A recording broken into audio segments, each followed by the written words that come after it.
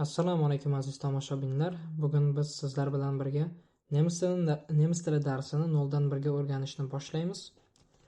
Avvalo aytib o'tish kerakki, nemis tili grammatikasi boshqa tillarnikiga qaraganda biroz qiyinroq. Biroq agarda siz rus tili yoki ingliz tilini o'rgangan bo'lsangiz, bu sizga nemis tilini o'rganishda katta yordam bo'ladi. Chunki ingliz tili va nemis tilini yoki rus tili va nemis tilini grammatikalarini bir-biriga o'xshash taraflari ko'p. Buni misol tariqasida ingliz tili grammatikasida artikl degan tushuncha mavjud. Artikllar aniq artikl va noaniq artikllar bo'ladi. Ot so'z turkumi oldidan keladigan a, n yoki z qo'shimchalari. Bunday artikllar nemis tili grammatikasida ham mavjud. Agar rus tiliga keladigan bo'lsak, rus tilida kelishiklar bor. Bu o'zbek tilida ham bor, yoki ruscha qilib aytadigan bo'lsak, padejlar. Padejlar yoki kelishiklar nemis tilida ham mavjud. Ular shu tarafdan bir-biriga yaqin. Lekin eng katta muammo tilni o'rganishda bu avvalo davomiylik yoki disiplina. Demak, agarda siz o'zingizni ustingizda ishlay oladigan, bir ishni davomiy bajara oladigan bo'lsangiz, nafaqat tilni, balki boshqa kasblarni ham o'rganishingiz oson bo'ladi. Avvalo, agarda siz nemis tilini o'zingiz 0dan o'rganmoqchi bo'lsangiz, bunga rioya qilishingiz juda zarur. Mana bir marta aytib o'tganimdek, har bir tilni yoki biron bir kasbni o'rganish uchun bu ishda davomiylik juda zarurdir. Demak, bugun biz birinchi darsimizni boshlaymiz va birinchi darsimiz nemis tilida salomlashish va tanishish. Begrüßung und Vorstellung. Yana qisqacha dars haqida ma'lumot berib o'taman. Bu darslarimiz biroz yengillashtirilgan va har bir darajalarga mos ravishda tayyorlangan.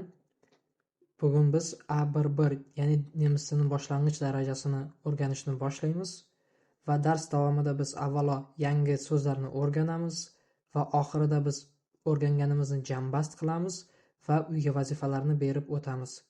Va keyingi darslardan boshlab bo'lsa, darsni boshlashdan oldin bir marta o'tgan darsimizni ham takrorlab olamiz.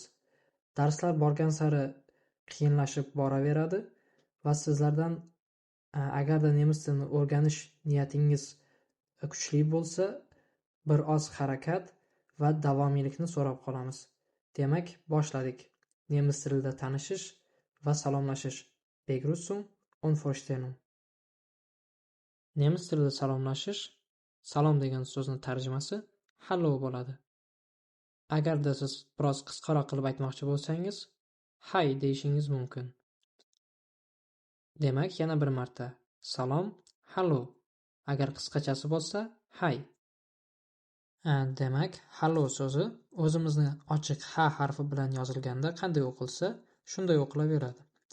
Agarda siz rasmiy ravishda ko'rishmoqchi bo'lsangiz, kimmandir rasmiy ravishda salomlashmoqchi bo'lsangiz, siz guten tag iborasini ishlatishingiz mumkin. Ya'ni guten tag to'g'ridan to'g'ri tarjima qilsak, xayrli kun bo'lib tarjima bo'ladi. Agarda siz xayrli tong demoqchi bo'lsangiz, siz guten morgen iborasini ishlatasiz. Yana bir marta qaytaraman. Guten morgen. Agarda siz kechga taraf, kun kech bo'lganda kimmandir yana salomlashmoqchi bo'lsangiz, ya'ni siz xayrli kech deb aytmoqchi bo'lsangiz, siz guten abend, ya'ni guten xayrli yoki yaxshi, abend esa kech, ya'ni guten abend, xayrli. Shu yerda yana bir narsaga urg'u berib o'tmoqchiman. Nemis tilida talaffuz biroz qiyinroq. Ko'plarimiz mana bilamiz, kinolardan ko'rganmiz, biroz qattiqroq talaffuz qilinadi. Shuning uchun ba'zilar bunda kamgina qiyinchilikka uchrashi mumkin. Demak, yana bir marta qaytarib o'tamiz. Hallo, salom. Hay. Salom, lekin qisqacha ko'rinish. Guten tag, xayrli kun. Guten morgen, xayrli tong. Endi bo'lsa biz o'zimizning ikkinchi slaydimizga o'tamiz, ya'ni xayrlashuv. Biz salomlashish bilan tanishib chiqdik, endi esa xayrlashuvga o'tamiz. Nemis tilida agar xayr demoqchi bo'lsangiz, buni qisqacha qilib tschüss, ya'ni xayr deyishingiz mumkin. Agarda siz rasmiy ravishda xayrlashmoqchi bo'lsangiz, uni keyingi ko'rinishi auf Wiedersehen, ya'ni ko'rishguncha deb xayrlashishingiz mumkin. Yana bir bor qaytaraman. Tschüss, ya'ni xayr. Bu qisqacha ko'rinishi. Auf Wiedersehen, xayr yoki ko'rishguncha, bu rasmiy ko'rinish. Bu nemis tilida ishlatiladigan asosiy xayrlashuv yoki xayrlashish so'zlari. Bundan tashqari yana boshqa ko'rinishda ham xayrlashishingiz mumkin. Bularni esa keyingi darslarda Xudo xohlasa ko'rib o'tamiz yana. Demak, navbatdagi slaydimiz tanishuv yoki tanishish.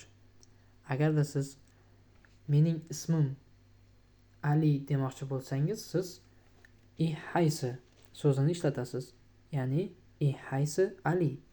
Mening ismim Ali yoki ich heiße Anna. Mening ismim Anna. Ich heiße so'zini biz to'g'ridan-to'g'ri tarjima qilsak, men atalaman deb tarjima bo'ladi. Ya'ni ich heiße Ali, men Ali deb atalaman. Mening ismim Ali demoqchi bo'lsak, biz boshqa variantdan ham foydalanishimiz mumkin. Bu mein Name ist. Mein Name ist Ali desak, demak biz mening ismim Ali degan bo'lamiz. Yoki mein Name ist Anna. Demak biz o'z ismimizni aytish uchun ikkita iboradan foydalanishimiz mumkin ekan. Birinchisi bu ich heiße. Ich heiße Ali. Mening ismim Ali. Ikkinchisi esa mein Name ist. Mein Name ist Ali. Mening ismim Ali. Demak, tushunarli bo'lgan bo'lsa, biz keyingi slaydimizga o'tamiz. Keyingi slaydimiz bu savol berish.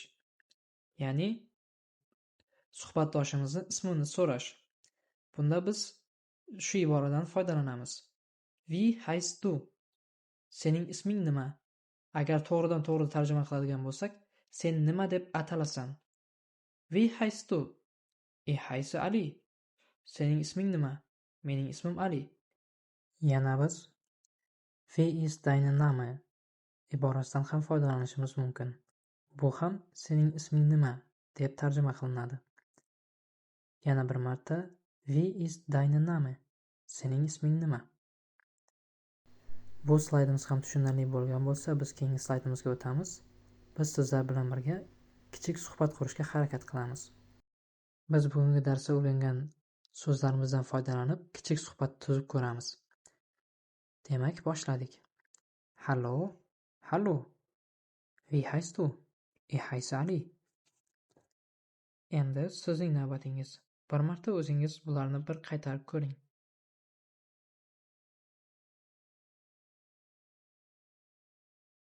Agarda siz qaytarib ko'rgan bo'lsangiz, men sizlarga bu so'zlarni daftaringizga yozib qo'yishingizni tavsiya qilaman. Biz kelajakda keyingi darslarimizda bu dialoglarni yanada kengaytirib boraveramiz. Bu slayd ham tushunarli bo'lgan bo'lsa, biz keyingi slaydga o'tamiz. Bu slaydda siz Ich heiße so'zidan keyin o'zingizning ismingizni aytib o'qib ko'ring. Siz o'z ismingizni aytib o'qib ko'rgan bo'lsangiz, biz bugungi darsimizni yakunlashimiz mumkin. Shunday qilib biz bugungi darsda o'rgandik. Hallo so'zini, Guten Tag, Guten Morgen va Guten Abend so'zlarini, suhbatdoshimizdan uning ismini so'rashni, Wie heißt du? Wie ist dein Name? yoki o'zimizning ismimizni aytishni, Ich heiße, mein Name ist so'zlarini birga o'rgandik. Sizlar bugungi darsda o'rgangan so'zlarimizni yaxshilab yodlab oling. Shunday qilib biz darsimizni tugatamiz. Auf Wiedersehen, bis nächste Unterricht.